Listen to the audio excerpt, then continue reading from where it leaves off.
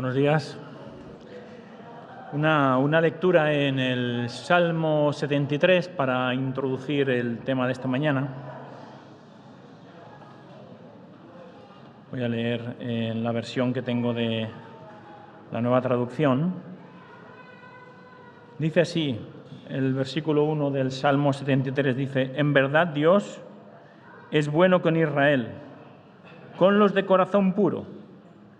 Pero en cuanto a mí, casi perdí el equilibrio. Mis pies resbalaron y estuve a punto de caer, porque envidiaba a los orgullosos cuando los veía prosperar a pesar de su maldad. Pareciera que viven sin problemas. Tienen el cuerpo tan sano y fuerte, no tienen dificultades como otras personas, no están llenos de problemas como los demás. Lucen su orgullo como un collar de piedras preciosas y se visten de crueldad. Estos gordos ricachones tienen todo lo que su corazón desea. Se burlan y hablan solo maldades. En su orgullo procuran aplastar a otros. Se jactan contra los cielos mismos y sus palabras se pasean presuntuosas por toda la tierra. Entonces la gente se desanima y se confunde al tragarse todas estas palabras. ¿Y qué sabe Dios?, preguntan. ¿Acaso el Altísimo sabe lo que está pasando? Miren a esos perversos. Disfrutan de una vida fácil mientras sus riquezas se multiplican. ¿Conservé puro mi corazón en vano? ¿Me mantuve en inocencia sin ninguna razón? En todo el día no consigo más que problemas, cada mañana me trae dolor. Si yo realmente hubiera hablado a otros de esta manera, habría sido un traidor a tu pueblo. Traté de entender por qué los malvados prosperan, pero qué tarea tan difícil. Entonces entré en tu santuario, oh Dios, y por fin entendí el destino de los perversos. En verdad los pones en un camino resbaladizo y haces que se deslicen por el precipicio hacia su ruina. Al instante quedan destruidos, totalmente consumidos por los terrores. Cuando te levantes, oh Señor, te reirás de sus tontas ideas, como uno se ríe por la mañana de lo que soñó en la noche. Entonces me di cuenta de que mi corazón se llenó de amargura y yo estaba destrozado por dentro. Fui tan necio e ignorante. Debo haberte parecido un animal sin entendimiento. Sin embargo, todavía te pertenezco. Me tomas de la mano derecha, me guías con tu consejo y me conduces a un destino glorioso. ¿A quién tengo en el cielo sino a ti? Te deseo más que cualquier cosa en la tierra. Puede fallarme la salud y debilitarse mi espíritu, pero Dios sigue siendo la fuerza de mi corazón. Él es mío para siempre. Los que lo abandonen perecerán, porque tú destruyes a los que se alejan de ti. En cuanto a mí, qué bueno es estar cerca de Dios. Hice al Señor soberano mi refugio y a todos les contaré las maravillas que haces. Un salmo para introducir un tema que en esta mañana traía para vosotros, y el título dice Decisiones y prioridades. Así que yo no había hablado con Vicente, que en este caso es mi suegro. Yo no he hablado con mi suegro esta mañana para decirle, oye, vamos a hablar de las decisiones, pero oye, cuando decía esto de somos esclavos de nuestras decisiones, y me miraba así, digo, ya me ponía nervioso yo. No sé por qué lo diría esto. Pero bueno, bromas aparte. Una escena cotidiana, ¿no? Una escena cotidiana de una persona que entra en una hamburguesería, sálvese el nombre, ¿vale? Y pide una hamburguesa. Y entonces empiezan, carne, pollo, pescado, ¿no? Rápidamente la chica o el chico pregunta a la dependiente, carne, contestas, ¿no? O pescado, lo que quieras, ¿no? Con pan normal, de cebada, así, asá. Y pues normal. Y sigue el interrogatorio, con lechuga o sin lechuga, con tomate sin tomate, con mayonesa sin mayonesa. Y así parece como que un concurso de estos de pasapalabra que si te descuidas de contestar rápido, te va a quedar sin la hamburguesa, ¿no? Con hielo, sin hielo, luego van los refrescos y luego va esto y va lo otro para llevar. ¡Uf, qué locura!, ¿no? El chico o la chica en este caso está ya mareado, ¿no?, de tener que escoger tanto. Y esta viñeta sirva de ejemplo en el desafío diario de las decisiones, en el desafío diario de las decisiones. Y las elecciones se multiplican, ¿no? Y hay un montón de abanico y de posibilidades en todos los ámbitos de la vida. Productos para comprar, alternativas de ocio, programas de televisión, canciones para bajar de Internet, medios de trabajar, forma de relacionarme con los demás, políticos a los que escoger, ¿no? Es como un anuncio de televisión que había unos años. A ver si he traído un vídeo, a ver si tenemos suerte y se oye. ¿No se oye?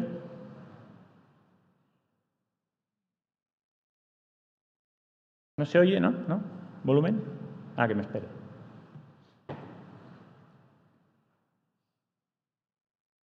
Funciona bien.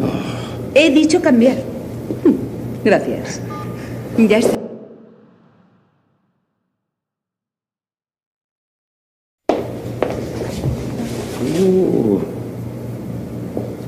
Vaya.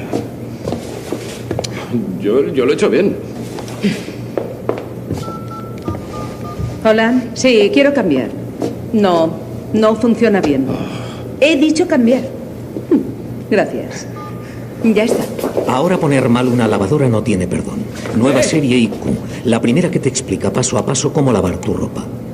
Electrodomésticos Siemens. Bueno, queda claro. Un momento que me he acordado de una cosa. Mi mujer está ahí, ¿no? Es que nosotros no tenemos una Siemens, lo digo porque la he visto ahí con el móvil rápidamente que quería llamar, porque esta mañana hemos dejado puesta una lavadora, digo, bueno, no, al final, como vemos en el anuncio, ¿no? Lo tenemos claro. Si algo no funciona, lo cambiamos, ¿no? Si algo no funciona, la cambiamos, ¿no? Y las empresas y el mercado y el mundo crea una red de seducción constante, ¿no? Desde todos lados se nos invita, se nos reclama, se nos llama la atención y nos obligan a tomar una decisión entre, a veces, dos situaciones totalmente contrarias, ¿no? Y esto es un fenómeno relativamente nuevo, ¿no? Vamos a decir del siglo XX y más concretamente, si me vais apurando, de los últimos, no sé, 25 o 30 años quizá, ¿no? Antes nacías en un lugar, no había mucho que hacer, ¿no? Quizás había un rey o quizás había unos señores feudales, ¿no? Tenías tu destino marcado. Habías nacido aquí, trabajabas con poca comida, con poca ropa, con pocas posesiones, ¿no? La vida era trabajar de sol a sol, tener hijos, sufrir, morir, ¿no? Pero hoy los occidentales gastamos mucho más tiempo, ¿no? Gran parte de nuestra vida en deshojar margaritas, ¿no? Más bien diría 100 margaritas, ¿no? Tomando decisiones. Entras en cualquier tienda de deportes, voy a comprarme unos botines para salir a correr. 50 zapatos. Y ahí entramos en crisis, ¿no? Suena el teléfono, es una compañía de seguros, un banco, ¿no? El buzón se llena de anuncios justo al mediodía, esas pizzas que te hacen al lado de casa, ¿no? Como cristianos nos toca movernos en este mar de seducción, ¿no? De decisión. Y nuestro corazón regenerado nos dice que tenemos que optar por lo que el Señor dice antes que por el pecado, ¿no? Y el pecado se disfraza muchas veces de muchas maneras. A veces tanto que no parece tan pecaminoso, ¿no? La semana pasada Dani hacía una reflexión sobre este tema.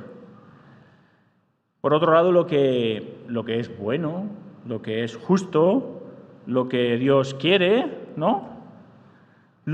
Todo aquello que sí deberíamos de elegir se presenta en un cariz multicolor, ¿no? No es tan sencillo de, Señor, tengo que hacer esto, blanco o negro, no, ahí, ¿no? Una difuminación ahí de colores, de grises, ¿no? Hay modalidades distintas para cumplir ministerios, para estar en la familia, hay formas diferentes para servir al Señor. Quizá a veces se nos complica la toma de decisión. ¿Cómo guiarnos entonces en la toma de decisiones? ¿No? Sería una buena pregunta. ¿Cómo guiarnos en la toma de decisiones?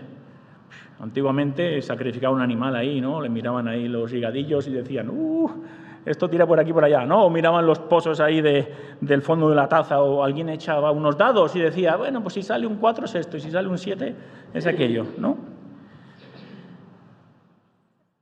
En otro sentido, sin que parezca tan...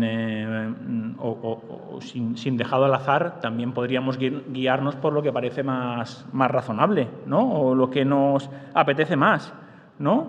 O lo que nos aconseja un amigo, o lo que siempre se ha hecho. Es que siempre se ha hecho así, ¿no?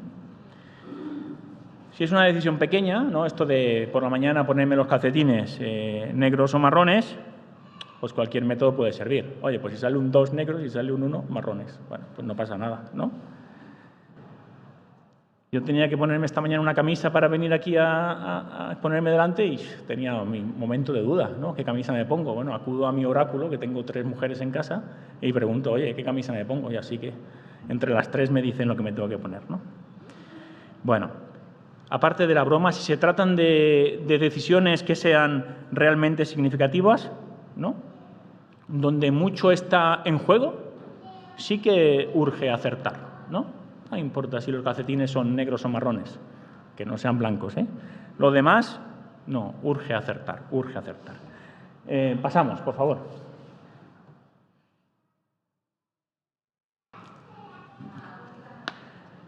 Dice el libro de Proverbios, yo ahora hago en el ordenador y veo una letra ahí fantástica, pero aquí perdonadme que a veces se queda pequeño. Pero bueno, es solo una guía para lo que voy diciendo. En Proverbios dice, en el capítulo 13, versículo 15, el buen entendimiento da gracia, mas el camino de los transgresores es duro. Tomar decisiones sabiamente abre caminos en la vida, ¿no? Y produce alegría y aporta satisfacción, ¿no? De vivir en sintonía con Dios. Equivocarse puede acarrear todo lo contrario, ¿no? Equivocaciones, complicaciones, amargura. Por lo tanto, conviene analizar, ¿no? Distintas situaciones o distintas clases de decisiones en las que el cristiano se enfrenta, ¿no? Las he clasificado aquí rápidamente. Decisiones trascendentales, decisiones ordinarias o decisiones habituales. Oye, las trascendentales, ya solo su nombre, esto va a ser trascendente, ¿no? Son opciones que generan resultados a largo alcance, ¿no? Y equivocarse en una decisión de estas, pues puede ser un desastre y los efectos pueden durar toda la vida. Ojo, acertar supone, por lo contrario, paz, ¿no? En el corazón. Y pues hay de todo, ¿no? ¿Quién va a ser la autoridad final? ¿Quién va a ser el Señor de mi vida, ¿no? ¿Con quién? Una podría ser con quién me voy a casar, ¿no? O qué voy a estudiar, o dónde voy a trabajar, o cuántos hijos voy a tener, o si los tengo que adoptar o no, o en qué ministerio voy a trabajar. Son decisiones que son trascendentales en la vida, ¿no? Y que errar me puede llevar a amargura. Después están las decisiones ordinarias, ¿no? Que son opciones puntuales, más o menos importantes. Fallar puede estropear el día, ¿no? O la semana, o el mes, o el año, pero no la vida entera, ¿no? Y acertar, pues bueno, nos dirige en el buen camino de lo que uno quiere, ¿no? Y mejora las relaciones con los demás. Pues ¿qué hacer con un hijo que ahora mismo estamos teniendo un problema concreto? ¿Cómo tratamos eso, no? ¿Cómo planteo una compra importante, un coche, una casa, cualquier cosa así, ¿no? O la salud, ¿no? ¿Cómo puedo tratar mi salud? Son decisiones ordinarias que, bueno, están en el día a día, ¿eh? Y luego están las decisiones habituales que, bueno, pueden estar bien o mal, nos permiten construir una vida más o menos estable, pero equivocarme a lo mejor sí me pueden llevar a la ansiedad o me pueden llevar a la depresión o me puede llevar incluso a tener problemas con los que están alrededor mío, ¿no? ¿Cómo trato a los demás? ¿Cómo trato a las amistades? ¿Cómo manejo el dinero? ¿Cómo me planteo el trabajo día a día con mis compañeros? ¿Cómo educo a mis hijos? ¿No? ¿Cómo administro mi tiempo de ocio? Son decisiones que nos pueden afectar en el día a día.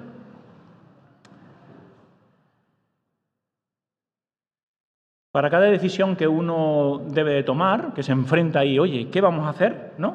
Hay una serie de valores o una serie de formas que nos hacen percibir la realidad, ¿no? Y valorar la importancia relativa de cada cosa. Y a esto le podríamos llamar prioridades, ¿no? Prioridades. Le damos, por favor, hacia adelante. El diccionario define prioridad como una cosa que es anterior a otra, ¿no? O que la precede, ¿de acuerdo? En esta primera acepción del diccionario, algo que es antes de otra cosa, pues Dios es prioridad por antonomasia, ¿no? Es el ser absoluto, es la primera causa, ¿no? Es el origen de toda la realidad, es el antecedente de todo lo que conocemos y existe, ¿no? Y como creador supremo, eterno y sabio ha dado lugar al universo. Así que prioridad como una cosa que es anterior a otra y como prioridad por antonomasia, Dios. También hay una acepción en el diccionario que nos habla sobre algo que debe de ser anterior a otro, teniendo en cuenta una escala de valor, ¿vale? No describe la realidad, no describe la realidad como es, pero nos orienta a cómo el hombre debe de escoger y construir. Hay una voluntad de cómo van a ser las cosas en función de la escala de valores. Damos para adelante, por favor. En Colosenses vemos un versículo que nos habla o nos da este aspecto de prioridad.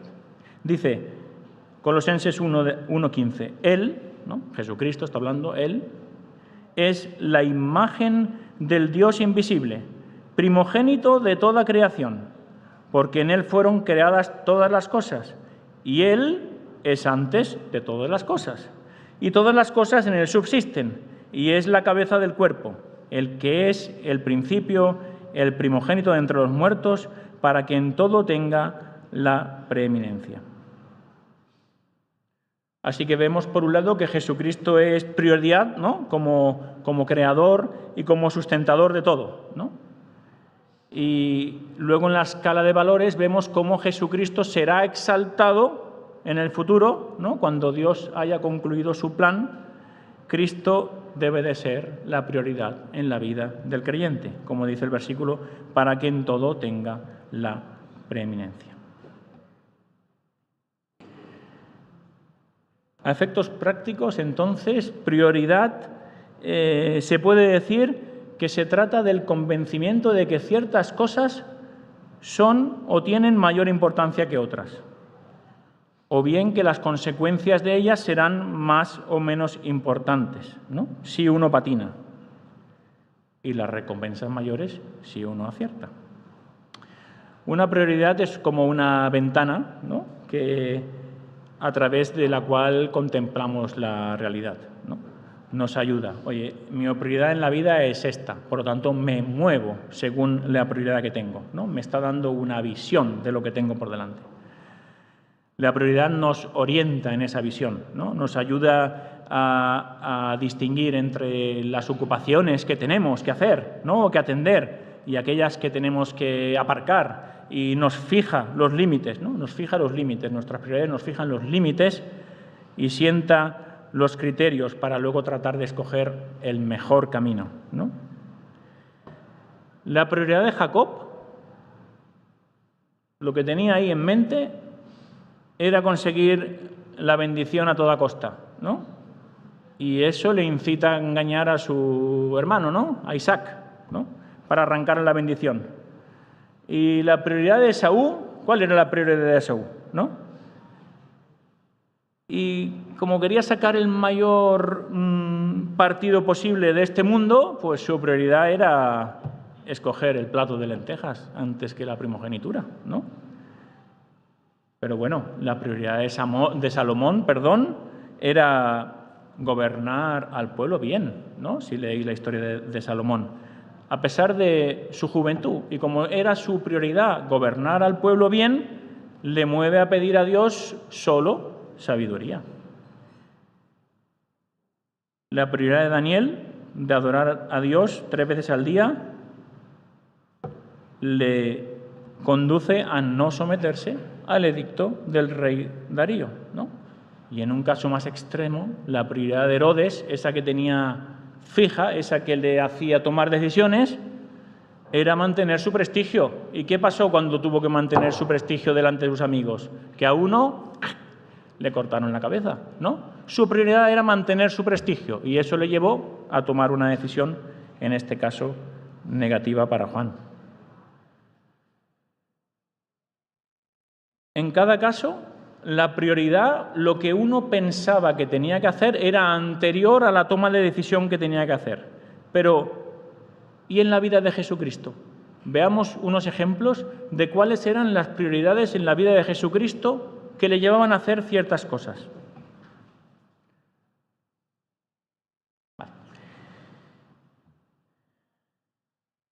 La prioridad de mantener íntima comunión con el Padre y hacer su voluntad en todo, ¿no? Dice en Juan 5:30, no busco mi voluntad, sino la voluntad del que me envió, la del Padre. Así que su prioridad era mantener una íntima comunión con el Padre. La prioridad de llevar el Evangelio a los inconversos, era su prioridad, llevar el Evangelio a los inconversos, porque el Hijo del Hombre vino a buscar y a salvar lo que se había perdido. Y Jesús no se queda mucho tiempo en una zona, sino que está siempre moviéndose, ¿no? Esa era su prioridad, llevar el Evangelio a los inconversos.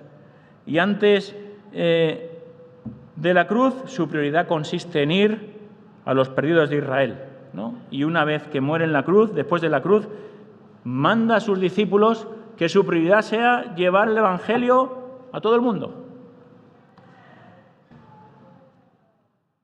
Otra prioridad que tenía Jesucristo era mostrar amor verdadero hacia los demás. Misericordia quiero y no sacrificio.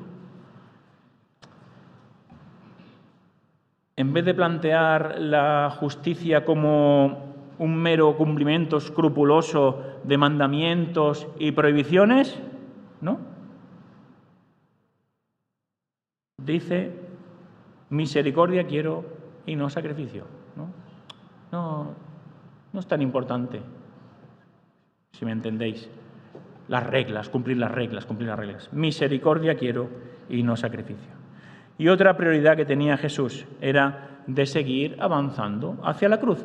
Y esa era su prioridad, y eso era por lo que se movía. El Hijo del Hombre no vino para ser servido, sino para servir y para dar su vida en rescate por muchos, ¿no? Y por esa razón, por esa prioridad que tenía en su mente de ir de camino hacia la cruz, no abandona ese sendero. Dale, por favor.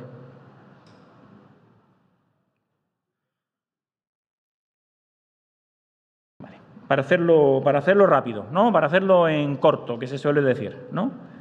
Podemos decir que existen prioridades fijas y podemos decir que existen prioridades variables, ¿no? Las fijas nos reclaman en todo tiempo y en todo lugar, ¿no? Y las fijas no son optativas, no son de quita y pon, no a veces sí y a veces no, no según si hoy me encuentro bien, estoy contento o no. Amar a Dios sobre todas las cosas, seguir a Jesucristo, glorificar a Dios en todas las áreas de la vida, procurar el bien de los demás, congregarnos, amar a la esposa como Cristo amó a la Iglesia, proveer para la familia, educar a los hijos, orar sin cesar, vivir llenos del Espíritu, ¿no? Y más, tenemos más. Esas son fijas, esas son inamovibles, esas son sí o sí. Y luego hay prioridades variables, ¿no? Cuyo valor depende del momento de la vida, ¿no? Y de las etapas. Pues la energía del joven da para unas cosas y la sabiduría del anciano da para otras. Si uno está soltero, tiene unas libertades para hacer algo y si uno está casado, tiene otras obligaciones, ¿no?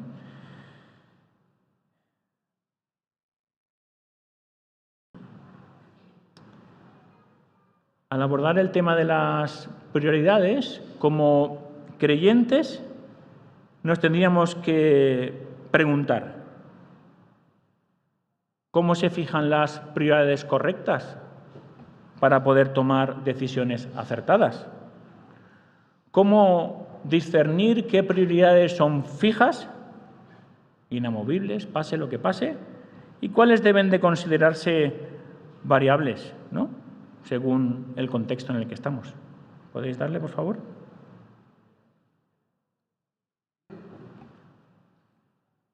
¿Una más?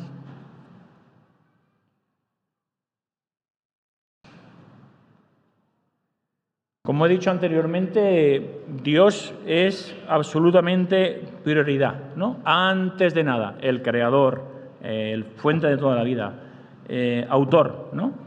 Como leíamos, Él es quien da a todos vida y aliento y todas las cosas, porque en Él vivimos y nos movemos y somos. Así que Dios es prioridad en todas las cosas. Dice el Salmo 104, versículo 28, dice: abres tu mano, dice el salmista hablando con Dios, ¿no? Abres tu mano y se sacian de bien. Escondes tu rostro, ¿no? O retiras tu mano o los dejas y se turban, se preocupan, se desaniman. Les quitas el aliento y dejan de ser y vuelves al polvo. En este sentido, el ser humano se lo debe todo, ¿no? El ser humano se lo debe todo. Cada vez que late nuestro corazón, cada vez que respiramos, el ser humano sigue siendo absolutamente dependiente, quiera reconocerlo o no quiera reconocerlo. Esta mañana se nos hablaba sobre la libertad de escoger, ¿no? Pero la realidad es que abres tu mano y se sacian de bien. Escondes tu rostro y se turban, y les quitas el hálito, dejan de ser y mueren, ¿no? Vuelven al polvo. Así que el ser humano es totalmente dependiente. Dios pide, ¿no? O ruega, nos pide, porque es para nuestro bien, y nos invita, como esta mañana tenemos una invitación, porque Él es razonable, ¿no? Y también nos exige, porque Él es justo, ¿no? Que cada persona le ponga en el primer lugar de su vida. Como hemos leído antes, en todo tenga la preeminencia, en todo sea nuestra prioridad.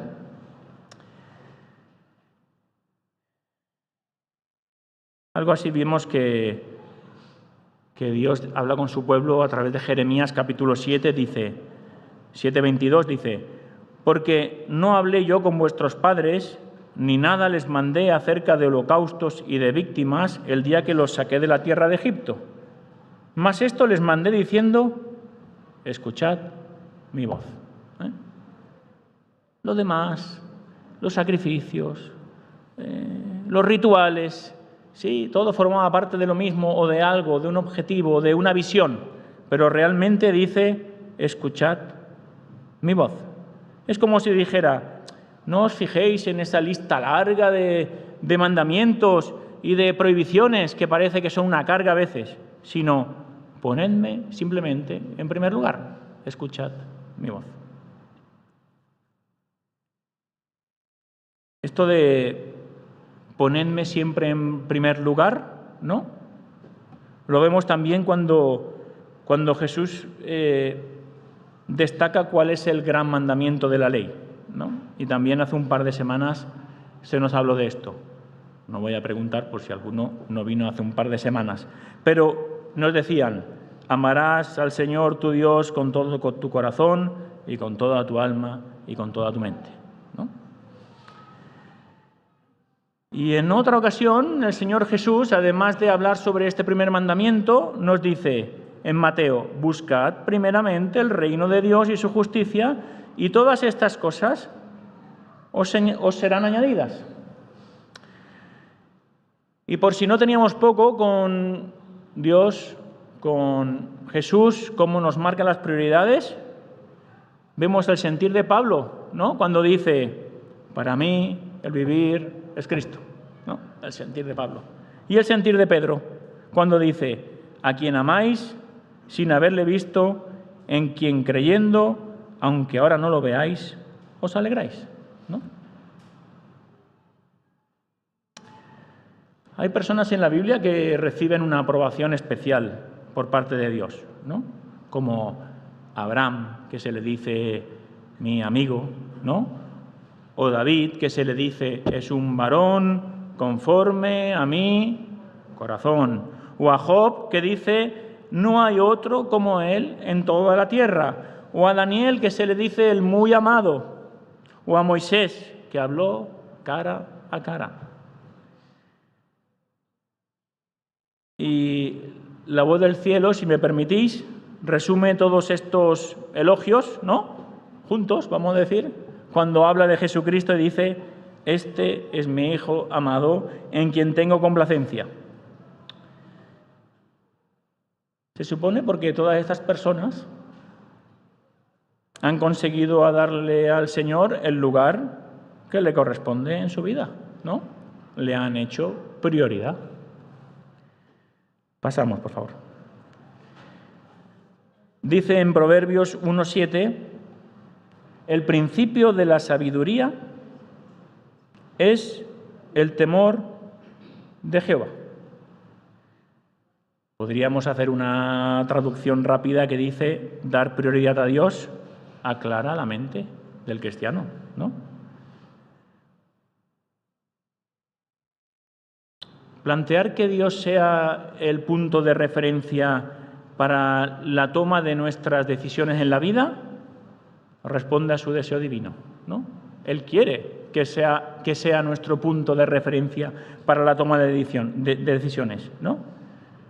Y sería una lógica agradecida por parte de alguien que reconoce que es pecador y que no puede hacer nada más. Él me ha creado, Él me ha comprado con sangre y me ama profundamente. ¿Cómo no voy a ponerlo a Él como delante de todas las decisiones? Si volvemos al Salmo 73 que hemos leído al principio, un salmo escrito por Asaf, que era el sacerdote director de alabanza del rey David, y que compuso más o menos, ¿no?, unos 12 de los salmos que hay. En ese salmo vemos como Asaf relata el recorrido de su alma de una situación de apatía, ¿no?, de una situación de lejanía, de una situación de tristeza, a una plena entrega al Señor, ¿no?, para hacerlo su prioridad, para darle la preeminencia en su vida, ¿no? Quizás si vemos un poco rápidamente este proceso de Asaf, quizás podamos entender algo. Hemos leído que Asaf recuerda con desesperación, ¿no?, lo que sentía porque veía que los impíos, los malos, ¿no?, los que no creen en Dios, los que no le han entregado su alma, prosperaban. Y los justos, o en este caso todos los del otro lado, no. Parece, según el salmista, que los que no quieren saber nada de Dios tienen una vida más fácil en este mundo, ¿no? Y eso lo dice en el versículo 3. Dice, tuve envidia de los arrogantes, viendo la prosperidad de los impíos. A pesar de esta angustia que podemos ver, ¿no?, porque el salmista es capaz en pocas líneas de abrirnos el corazón, ¿no?, y enseñarnos cómo se encuentra su alma, ¿no?, y más de uno podríamos decirlo, y se expresa y pone su corazón sobre la mesa y todos podemos ver que este hombre está sufriendo, está angustiado. Pero a pesar de esta angustia que tiene y que nos muestra, nos dice o afirma que no quiere seguir el ejemplo de aquellos que se unen a los impíos, ¿no?, de aquellos que se unen a los impíos buscando una alegría sin Dios. Esas aguas de abundancia que nos habla en el versículo 10, ¿no?, nos habla de aguas de abundancia. Parece referirse a la decisión de algunos creyentes, o que se llamaban creyentes, que viendo el éxito de los inconversos deciden seguir su ejemplo. Y dice el versículo 10, vuelven aquí, es decir, a la postura de los impíos, no perdamos de vista que cuando se habla de agua, ¿no? De agua, de pozo, de manantial, de fuente, es algo, un ejemplo típico de refrigerio, ¿no? De salvación. Y fijaros una fuente en el desierto, lo que eso significa, ¿no? Tenemos un fácil ejemplo, ¿no? En Juan capítulo 4, que el Señor habla sobre el agua y dice: «Mas el que bebiere del agua que yo le daré no tendrá sed jamás, sino que el agua que yo le daré será en él una fuente que salte para vida eterna». Y en el versículo 37 del capítulo 7 dice: «En el último y gran día de la fiesta, Jesús se puso en pie y alzó la voz diciendo: si alguno tiene sed, venga a mí y beba, y le quitaré la sed».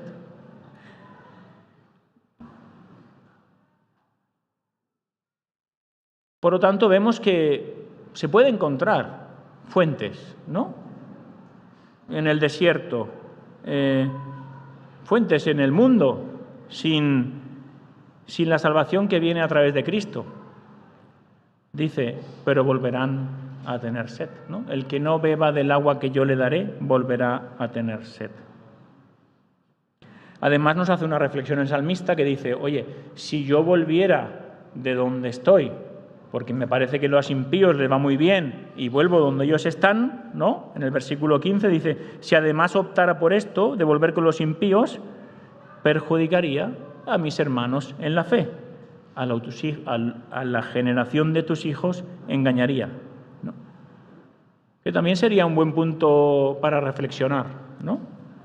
El testimonio que yo doy a mis compañeros en la fe, ¿no? A mis hermanos en la fe, a los creyentes. Pero bueno, esto para otro día. Por eso el Asaf recapacita, da media vuelta, recupera la perspectiva correcta. Cuando vuelve al templo de Jerusalén, versículo 17, dice: entrando en el santuario de Dios, comprendí el fin de ellos. Es verdad que se trata de un Dios que hace salir el sol sobre malos y buenos, ¿no? Y hace llover sobre justos e injustos, con la idea, ¿no?, de que puedan volver a Él. Asaf recuerda que las bendiciones que reciben los inconversos son transitorias, ¿no? Son bendiciones como caminar en un alambre. ¿No veis esta gente que camina encima del precipicio en un alambre? ¿No? Algunos llevan una cuerda, por si se caen, pero eso es sin cuerda y sin red, ¿vale? O el que camina por la parte alta de un tobogán, ¿no? Que al menor despiste llega su momento, ¿no? En el momento menos inesperado resbala y a partir de ahí, una vez que uno empieza a caer por un tobogán, si alguien ha intentado pararse alguna vez, ya sabrá que es casi imposible. Y el desenlace es fatal, es absoluto, es total y es sin escapatoria. Sin embargo, vemos que, por favor, adelante, vemos que esta contemplación del final de los impíos que está viendo Asaf, esta gente no van a ningún sitio, no van a ningún sitio. Tampoco les soluciona el problema. Y dice en el versículo 21, se llenó de amargura mi alma. Se llenó de amargura mi alma. Es como un consuelo de tontos que se suele decir, ¿no? Vale, perderán todo lo bueno que han disfrutado en la vida, pero ¿qué me dice a mí eso, no? ¿Por qué? ¿Para qué amar a Dios y ponerlo en primer lugar si parece que no recibo nada a cambio? Esa es la conclusión que Asaf está ahí pensando, ¿no? Ya ve cuál es el final de ellos, pero no termina de convencerlo, ¿no? Así que repasa 4 motivos. Asaf repasa 4 motivos que restauran su alma en ese camino de salida, ¿no? En ese camino que está encontrando. Los mismos motivos que los que llevan al cristiano, ¿no? Que nos deben de llevar a dar prioridad a Dios en nuestra vida. En el versículo 23, Asaf recuerda y dice: yo siempre estuve contigo, ¿no? Yo siempre estuve contigo. Y Asaf recuerda que, a pesar de sus estados de ánimo volátiles, ¿no? A pesar de sus dudas, a pesar de su amargura, el Señor siempre tuvo relación con él, ¿no? Es una relación permanente de Él con nosotros, porque el Señor es bueno siempre con aquel que ha entrado en pacto con Él. Dice el versículo 1, para con Israel y para con los limpios de corazón. Tener la seguridad de una conexión permanente con Dios es algo grande, ¿eh? Tener la seguridad de una conexión permanente con Dios es algo grande. Y Asaf recuerda esto, que el Señor le dice, yo siempre estuve contigo. Me tomaste de la mano derecha. Versículo 23. Esta frase nos recuerda aquella de... ¿Cómo era este que se hundía en el agua? Pedro, ¿no? Esta frase nos recuerda aquella de Pedro cuando se hundía en el mar, ¿no? Y el Señor toma de la mano, no sé si derecha o izquierda, de Pedro, para que no se hunda. Así que se refiere a la actuación constante y activa de Dios. Tenemos un Dios que nos escucha y tenemos un Dios que contesta las oraciones. Ojo, tenemos un Dios que nos escucha y tenemos un Dios que contesta las oraciones, que actúa, que interviene, que produce cambios en nuestra vida, en nuestro entorno, que soluciona problemas, que nos libera de conflictos. Me tomaste de la mano derecha. Versículo 24. Dice, me has guiado según tu consejo. Y Asaf recuerda que el Señor ha cumplido su promesa de que dice, te haré entender y te enseñaré el camino que debes de andar. Salmo 32. ¿Has tenido experiencias concretas, reales, de la dirección de Dios en medio de la incertidumbre de la vida? Es una pregunta que hago, ¿eh? ¿Has tenido experiencias concretas, reales, de la dirección de Dios en medio de la incertidumbre de la vida? O más bien, en vez de una pregunta, tendría que ser una afirmación. He tenido, ¿no? He tenido experiencias concretas, reales, de la dirección de Dios en medio de la incertidumbre de la vida. Y eso también es algo grande, ¿eh? Y dice el versículo 24, termina diciendo, y después me recibirás en gloria. Y Asaf alude aquí a la certeza de una redención completa, ¿no? Ya no hay enemistad, ya no hay culpa, no hay condenación, no hay condenación. Hemos sido reconciliados con Dios. Hay esperanza. Tendremos una plena comunión, ¿no? Después de la resurrección. Salmo 17. Veré tu rostro en justicia, estaré satisfecho cuando despierte a tu semejanza. Salmo 17, 15. Son 4 motivos, ¿no?, que Asaf nos plantea para dar prioridad a Dios en la vida. Yo siempre estuve contigo, me tomaste de la mano derecha, me has guiado según tu consejo y después me recibirás en gloria. 4 motivos que llevan al salmista a exclamar lo que dice en el versículo 25. ¿A quién tengo yo en los cielos sino a ti? ¿No?, dice el salmista. Y termina, y fuera de ti, nada deseo en la tierra. Para ir terminando, sería interesante ver unos aspectos que nos indican a cada uno de nosotros que Dios es nuestra prioridad. ¿Qué se nota en la persona que ha decidido tomar a Dios como máximo punto de referencia en las decisiones de su vida? ¿Qué se nota? ¿Qué se ve? ¿No? ¿Cómo se aprecia el compromiso de que dice que en todo tenga preeminencia? 3 conclusiones, por favor. Dice, El acercarme a Dios es el bien. Así que después de dar prioridad al Señor con su mente, con su corazón, Asaf decide buscarlo seriamente. Y esto va a ser su viva pasión. Y también tendría que ser la nuestra. Esto supone hambre y sed de la palabra de Dios. Un deseo ferviente y constante de que se forme la imagen de Jesucristo cada vez más en nosotros, ¿no? Que lleguemos a ser cada vez más como Él.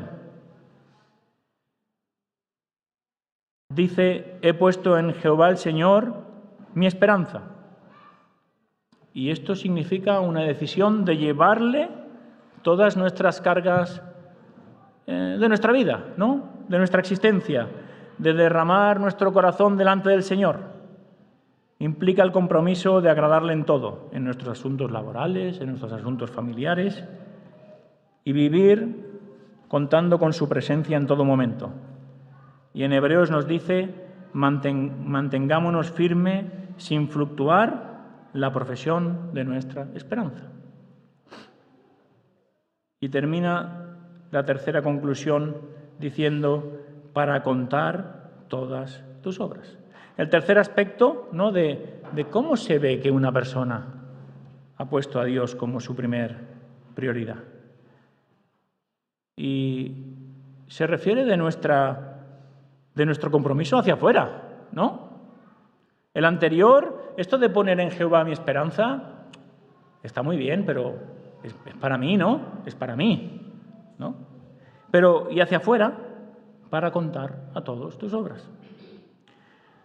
Es la decisión de hablar a todos del Señor, ¿no? De darle el mérito cuando las cosas nos salen bien. De hablar cuando se presenta la oportunidad, ¿no? Y como decía antes, no solo en relación a los inconversos, ¿no?, sino también con los hermanos de la fe. Como dicen Hebreos también, considerémonos unos a otros para estimularnos al amor, y a las buenas obras, sigue no dejando de congregarnos. Así que, como tercera situación donde uno muestra que Dios es su prioridad, es cómo me ven los demás, ¿no? ¿Qué les cuento a los demás? ¿Qué les dice mi vida a los demás?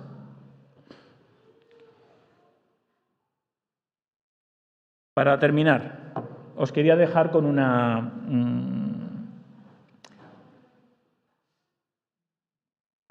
con las 3 P's. Yo lo he llamado las 3 P's. Y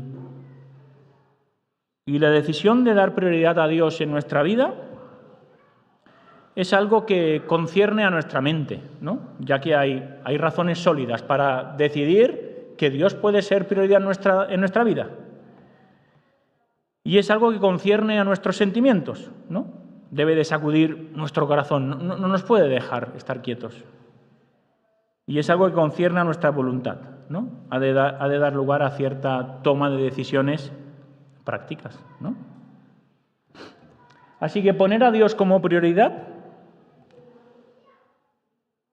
significa que el cristiano que ha entrado en los santuarios, como el caso de Asaf, que dice, cuando entré en el santuario y vi el final de ellos, empezó a entender todo lo que venía detrás, ¿no? Así que cuando el cristiano entre en el santuario, vea el final de ellos, vea al Dios que tiene por delante, buscará a Dios, no dice con pasión, como pasión. Agradará a Dios como propósito y compartirá a Dios como proyecto permanente, ¿no? Y os dejaba estas 3 P's para que si os tenéis que llevar algo a casa, aparte de que me he estirado más de la cuenta, propósito, pasión y proyecto. Así que espero que haya sido de utilidad para vosotros.